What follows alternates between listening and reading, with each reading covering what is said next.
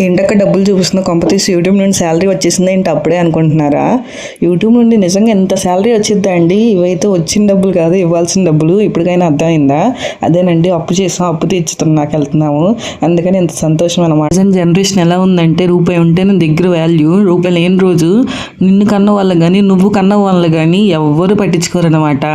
అందుకని ప్రతి రూపాయి జాగ్రత్తగా ఖర్చు పెట్టుకోవాలంటారు పెద్దలు. అలా అని ఆర్భాటాలకు పోయి అప్పులు ఎప్పుడు చేయకూడదండి. అప్పులు తీసుకునేటప్పుడు బాగానే ఉంటుంది, అది తీర్చేదాకా అసలు మనశ్శాంతే ఉండదు.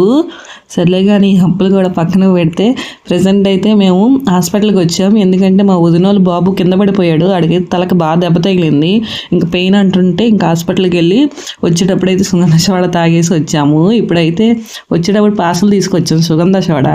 అది చూసారా బెలూన్ ఉబ్బినట్టు అట్ట ఉబ్బేసిందో, నాకైతే భయం వేసి ఇంకా మా వారికి ఇచ్చాను తీయమని. ఆయన తీశారు, బాగానే వచ్చేసింది. నేను ఇంకా పేలిపోద్దేమో అనుకున్నాను, చాలా భయం వేసింది. మేబీ గ్యాస్ వల్ల ఉబ్బిపోయింది అనుకుంటా. ఇంకైతే ఇంటికైతే రిటర్న్ వచ్చేసాం. ఇంతే video. Thank you for watching.